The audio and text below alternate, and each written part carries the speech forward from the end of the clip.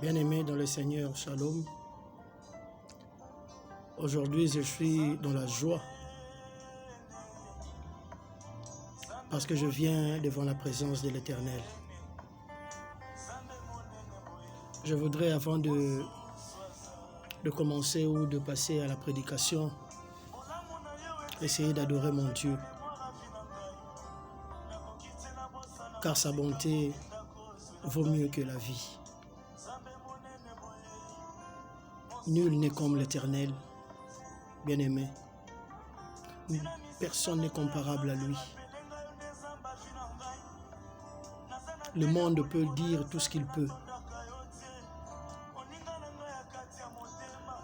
mais les pensées de l'Éternel sont au-dessus, au Seigneur. La Bible est en train de me dire, autant les cieux sont élevés au-dessus de vos têtes, autant mes pensées sont élevées au-dessus des vôtres. Un Dieu grand et redoutable dans la bataille. Un Dieu qui n'abandonne pas ses enfants. Un Dieu qui fait toujours au-delà de ce qu'une personne ne peut penser ou imaginer. Un Dieu qui n'abandonne pas quelqu'un sur le lit d'hôpital. Un Dieu qui peut t'appeler au loin pour venir s'asseoir sur la table, à la même table que le roi. Il est le Dieu unique et véritable, bien-aimé. Son trône est indestructible, Seigneur. Ton trône, ô Père éternel, personne ne peut s'en accaparer. Tu es le Dieu qui a accepté le supplice suprême. La Bible est en train de me dire que tu n'as pas regardé ton égal de Dieu. Tu n'as pas regardé la manière dont les anges te servent. Tu n'as pas regardé tout le règne qui t'entoure aux cieux. Mais tu as voulu venir prendre ma place, se substituer à moi, mourir pour moi, afin que moi j'aie la vie et la vie éternelle. Il n'y a que toi qui l'as fait, Seigneur. C'est pourquoi aujourd'hui je viens t'adorer, je viens t'élever, Seigneur, je viens te glorifier dans ma vie. Père éternel, les gens sont là pour condamner, mais toi, ô Seigneur, tu compatis. Seigneur, tu as dit dans ta parole, même si vous commettez un péché, qui soit rouge comme le cramoisi, moi l'Éternel, je peux le rendre blanc comme la neige. Quel est ce Dieu qui peut être comme celui-là? Tu es le seul, ô Seigneur. Tu es le seul et tu es le géniteur de toutes choses. Tous nous sommes tes créatures, Seigneur. Toi seul es le Créateur. Sois élevé au-dessus de tout, ô Seigneur. Sois glorifié au-dessus de tout, ô Papa. En ce dimanche, ô Père éternel, tends ton oreille attentive, ô Seigneur, devant les nations, devant tes enfants qui s'agenouillent en ce moment, élèvent leur voix et t'adorent. Père éternel, fais-leur du bien, ô Seigneur. Tu es Dieu. Tu n'es pas comme un homme, Seigneur. Tu ne regardes pas comme un homme, ô Yahweh. Ta façon de faire est différente de celui des hommes, ô Seigneur. Merci, ô Yahweh. C'est toi seul qui es capable de prendre quelqu'un de la prison jusqu'à la présidence. C'est toi qui es capable d'élever une personne au Père et le monde s'étonne. C'est toi qui es capable, Père éternel, de faire, au Papa, de faire accoucher, au Yahweh, une femme à double ménopause. C'est toi qui peux faire cela. Personne ne peut le faire, au Yahweh. Tu as étonné les médecins les plus intelligents, ô Seigneur. Sois béni, ô Seigneur, sois glorifié parmi toutes les générations. Tu es un Dieu transgénérationnel. Tu as traversé des générations par ta bonté, par ta façon d'agir, ô Yahweh. Sois béni, sois glorifié, sois élevé. Dans le nom puissant de Jésus-Christ, nous avons ainsi prié. Amen. Que Dieu te bénisse, mon frère, ma soeur. En ce dimanche, je voulais partager quelque chose avec toi. Tu es si près du but. Ne passe pas à côté. Tu es près du but. Ne passe pas à côté. J'aimerais te dire ce matin. Je veux te parler d'un jeune homme qui connaissait la loi de l'Éternel, qui appliquait la loi à la lettre. Et quand il a rencontré le Seigneur Jésus-Christ, il était content et il reconnaissait l'autorité de Jésus-Christ. Mais une chose lui manquait. Le Seigneur aima ce jeune homme parce que ce qu'il disait était vrai. Mais il y avait une chose, parce qu'il dit à Christ, que puis-je faire pour hériter de la vie éternelle? Ça, c'est dans Marc 10. Tu peux le lire chez toi. Marc 10, à partir de 17 jusqu'à 22. Tu comprendras que ce jeune homme est en train de dire à Christ, qu'est-ce que je peux faire pour hériter? Le Seigneur lui dit, va, vends tout ce que tu as et suis-moi. Ça, c'était la chose qui a bloqué le jeune homme. Il ne savait quoi faire. Parce qu'il y avait la chose qui le retenait. C'était l'attachement aux choses du monde. Il n'arrivait pas à se détacher de cela. Et c'est ça le type du chrétien d'aujourd'hui. Nous n'arrivons pas à nous détacher des choses du monde. Nous n'arrivons pas à nous sacrifier pour le Seigneur. On n'arrive pas à faire cela. Bien-aimé, pour suivre le Seigneur, tu dois accepter le sacrifice. Le Seigneur doit voir que tout ce qu'il te donne comme bénédiction, tu ne t'attaches pas à cela. Mais toi, tu ne regardes qu'au bénisseur. Dès lors que tu t'attaches à la bénédiction, dès lors que tu t'attaches au mariage, pour toi, le mariage est devenu un prétexte pour ne plus venir à l'église. Si tu t'attaches au travail et ça devient un prétexte pour ne plus venir à l'église, il y a beaucoup de réunions. Les réunions, c'est jusqu'à 19h. On n'arrive plus à venir.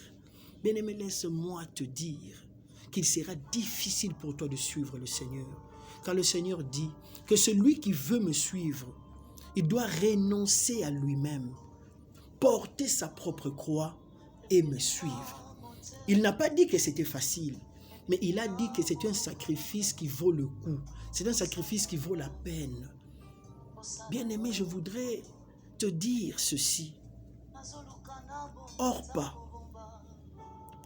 il a versé des larmes comme Ruth. Elle a versé des larmes. Elle a pleuré devant Naomi. Elle dit à Naomi, je ne veux pas te quitter. Mais à un moment donné, elle n'a pas pu continuer. Parce que son cœur était attaché à sa patrie. Son cœur était attaché à ses dieux. Elle ne pouvait donc pas aller loin avec Naomi. Mais ce n'était pas le cas de Ruth. Je voudrais te dire une chose. Le Seigneur regarde au cœur. Tu peux venir à l'église. Tu peux bien prier. Tu peux faire des choses pour le Seigneur. Mais dès lors que le Seigneur te demande de sacrifices à faire pour lui, mais tu n'arrives pas à le faire, tu es encore loin de le Seigneur. Tu es encore loin de Dieu. Lorsque tu arriveras à faire des sacrifices pour l'Éternel, lorsque la parole te dit qu'il n'est pas bon de rester avec un homme marié, bien qu'il te donne tout de ta vie, tu loues par lui, tu fais tout par lui, même tes enfants vivent à cause de lui. Mais le Seigneur te dit, parce que la parole dit, il n'est pas bon que tu sois avec un homme marié, tu dois laisser. Dès lors que tu ne laisses pas, il est difficile pour toi que tu vives la main de Dieu. Tu es dans un travail avec un gain malhonnête. Mais la parole dit que tes mains ne soient pas souillées par un travail sordide. Mais dès lors que tu n'arrives pas à te détacher de cela, il sera difficile de suivre le Seigneur. Quand bien même tu fais des efforts, il sera difficile car tu dois obéir d'abord à sa parole et te détacher de ce qui met ta main souillée. Crois-moi, bien-aimé. Nous ne pouvons pas être des gens qui partent à l'église remplir les bancs. Mais quand tu vas à l'église, tu dois aller par conviction. Et tu dois savoir que le Dieu que tu vas chercher n'est pas n'importe quel Dieu. Il regarde au cœur, il sonde le cœur et les reins. Tout ce que tu peux faire, si ce n'est pas dans la volonté de Dieu, c'est nul, bien-aimé. mieux vaut que tu restes chez toi.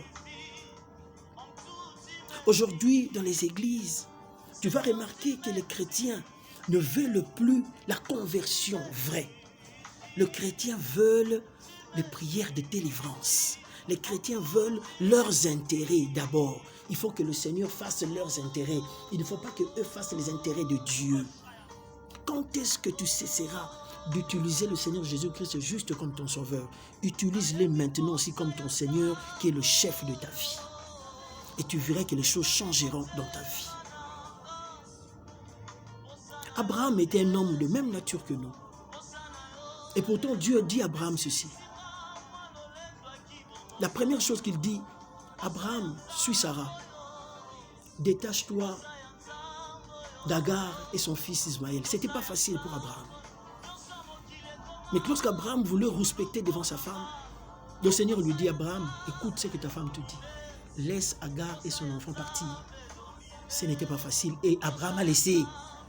Parce qu'il était attaché à Dieu. Il n'était pas attaché à son enfant. Mais ce n'était pas arrêté là. Le Seigneur est allé encore plus loin. Il dit, maintenant que tu as fait, tu as obéi, mais maintenant, encore plus grave, va sur la montagne, sacrifie-moi Isaac, donne-le en offrande. L'enfant qu'il a eu dans sa vieillesse. Bien-aimé, ce n'est pas facile. Si c'était toi ou moi, comment tu allais te comporter? Mais Abraham l'a fait. Il est allé sur la montagne de Moriah et vous savez ce qu'il a fait. Il a voulu sacrifier effectivement cet enfant. Et l'ange de l'Éternel est sorti pour lui dire, oh Abraham, tu n'as pas hésité à sacrifier ton fils pour moi. Je reconnais aujourd'hui que tu crains l'Éternel. Je reconnais aujourd'hui en d'autres termes que tu es celui qui est attaché à moi et que tu es détaché de la bénédiction. Et alors, parce que tu as fait cela, regarde ce que je vais te donner. Toutes les étoiles, ta postérité sera semblable aux étoiles. Et ce territoire, je te le donne. Tu dois comprendre ces choses, bien-aimé, afin que le Seigneur te fasse du bien et continue à te faire du bien. Ne donne pas l'impression, Seigneur, que tu t'attaches à ce qu'il t'a donné. Le jeune homme riche, c'est Dieu qui lui a donné tout ce qu'il avait. Vous croyez que le Seigneur avait vraiment l'intention de retirer tous ses biens et les donner aux pauvres comme il a dit? Il voulait voir sa façon de... Il voulait voir comment est-ce qu'il va se comporter. Il voulait voir s'il va obéir à la parole de Dieu. C'est tout ce qu'il voulait. Mais quand il n'a pas fait, le Seigneur a compris qu'il n'était pas encore arrivé. Il y avait une chose qui lui manquait. C'est pourquoi je te dis, tu es près du but, tu es si près du but. Ne t'en écarte pas. Reste sur la ligne, reste dans la bergerie. Suis ce que le berger te dit et continue l'œuvre de Dieu dans ta vie. Ne reste pas attaché aux choses qu'il te donne. Quand il te le donne, tu deviens un gestionnaire. Il regarde comment tu te comportes devant la chose. Lorsque tu te rends esclave de cette chose, c'est alors que cette chose dominera sur toi. Et le Seigneur te prouvera par rapport à cela. Mais dès lors qu'il comprend que toi, tu n'es pas attaché à ces choses, tu verras que le Seigneur, au-delà de tout, il te donnera plus que ça. Regarde ce qu'il a fait avec Anne. Anne a donné à Dieu la promesse. Il a honoré sa promesse devant l'Éternel en venant donner Samuel. Mais regarde ce que Dieu dit. Dieu donna à Anne 5 autres enfants en remplacement de Samuel qu'il a emmené vers l'Éternel. L'Éternel ne reste avec la dette de personne. Sois intègre et marche devant sa face. C'est ça que je voulais te dire ce matin. Essaye de te conformer à la parole de Dieu. Essaye d'être avec le Seigneur pour que rien ne te manque. Suis-le et fais ce qu'il te demande. C'est ça, ce que nous voulons partager avec vous ce matin. Le jeune homme riche, il est allé triste. Il avait la tristesse en lui parce que ce que le Seigneur lui avait demandé était trop fort. C'était trop demandé pour lui. Aujourd'hui, je te demanderai, fais comme Bartimée. Quand Jésus-Christ passait, il a appelé. Bartimée a enlevé le manteau qu'il avait. Nous portons toujours ce manteau qui pèse lourd sur nous et nous n'arrivons pas à suivre le Seigneur. Aujourd'hui, enlève ton manteau et suis maintenant le Seigneur. Sois léger et suis-le. Accepte ce qu'il te dit. Le Seigneur est notre époux. Un époux, on s'adapte à lui. On ne reste pas avec les habitudes de votre famille. Mais quand on est devant l'époux, on s'adapte à l'époux. Il est difficile à une femme de plaire à son mari s'il réplique les habitudes et les coutumes qui viennent de sa famille. Le mari ne le supportera pas. Mais dès lors que cette femme comprend que je dois faire ce que mon mari demande, je dois faire ce que mon époux demande, et là, tu feras la joie de ton époux qui est Jésus-Christ de Nazareth. Que Dieu te bénisse, que Dieu te rende prospère. Que cette semaine soit une semaine de joie. Que cette semaine soit une semaine de recadrage pour toi. Que tu puisses comprendre que tu dois changer le fusil d'épaule. Je dois devenir une autre personne et marcher selon ce que le Seigneur me demande. Je ne veux plus considérer le Seigneur Jésus-Christ seulement comme mon sauveur, que je l'appelle à tout moment pour venir m'aider. Mais je dois maintenant le faire considérer comme mon Seigneur d'abord. Il veut être le chef de ma vie. C'est lui qui doit me conduire. Je ne veux plus me conduire moi-même. C'est sa volonté qui conduit maintenant toutes les entreprises. Et là, tu verras que le canal, tu verras que les choses s'ouvriront pour toi et tu verras la main de Dieu. Que Dieu te bénisse, que Dieu te rende prospère. Dans le nom puissant et glorieux de notre Seigneur Jésus-Christ, nous avons ainsi prié. Amen.